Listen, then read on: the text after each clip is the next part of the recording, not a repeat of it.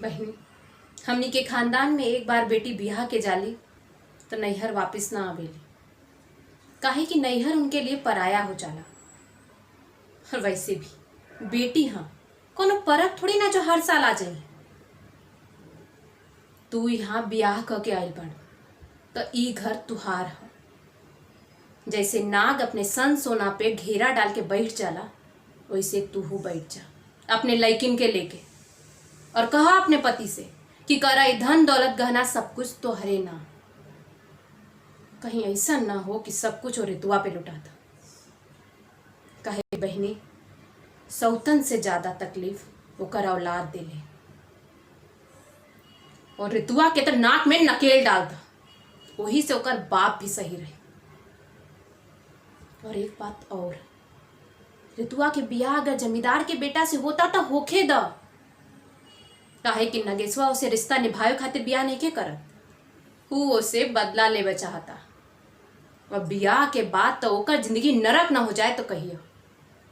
और वैसे भी जमींदार जीजी तोहके 10 लाख रुपया देवे के कहली है। तू फिकर काहे करताड़ू? तू तो चांदी काटा। यही की कहल जाला, एक तीर से दो निशाना।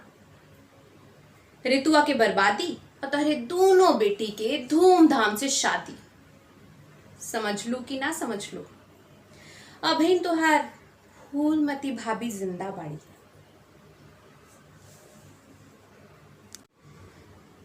बहनी, हमनी के खानदान में बेटी एक बार बियाह के ससुराल जाली तो नैहर वापस ना आवेली। काहे कि नैहर उनके लिए पराया हो जाला। और बेटी हाँ कोनो परब तो ना कि हर साल आ जाइए। तू ई घर में बियाह क के आइल बड़ तो ई घर तुहार है। जैसे नाग सन सोना पे घेरा डाल के बैठ जाला, वैसे ही तू बैठ जा अपने लड़किन के लेके और कहा अपने पति से कि करा ई धन दौलत गहना सब कुछ तोहरे नाम। कहीं ऐसा ना हो कि सब कुछ और रितुआ पे लुटा था। कहे कि बहनी, सौतन से ज्यादा तकलीफ ओकर औलाद देला और रितुआ के तो नाक में नकेल डालता, तबे ओकर बाप सही रहे।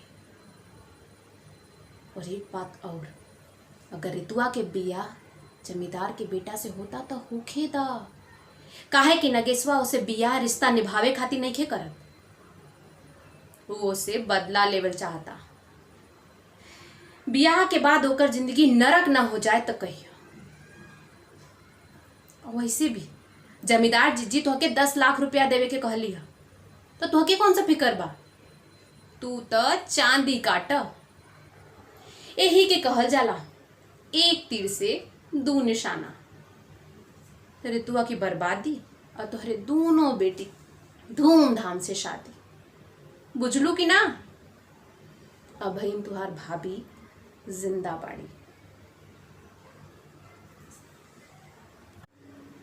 बहनी, हमनी के खानदान में बेटी एक बार बियाह करके ससुराल जाली तो वापस ना आवेली।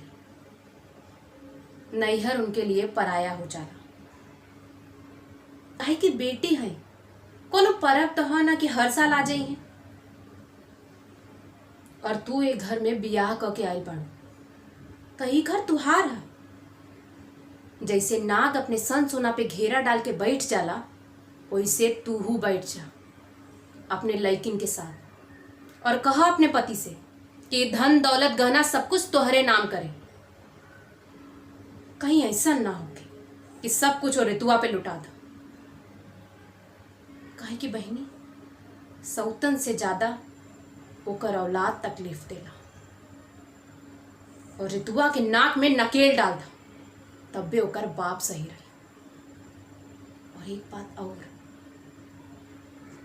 अगर रितुआ के बियाह जमींदार के बेटा से होता तो होखे दा। काहे कि नगेशवा उसे रिश्ता निभावे खातिर नहीं के बनावत, ऊ ओके बर्बाद करे चाहता, बदला लेवल चाहता। बियाह के बाद ओकर जिंदगी नरक ना हो जाए तो कहिया। तो हसी तो जमींदार जीजी कहले बाड़ी कि 10 लाख रुपया दी, तो कौने बात के फर्क बात होके? तू था चांदी काटा। यही के कहल जाला, एक तीर से दो निशाना, रितुआ के बर्बादी और तोहरे दोनों बेटी के धूमधाम से शादी। समझ लू कि ना?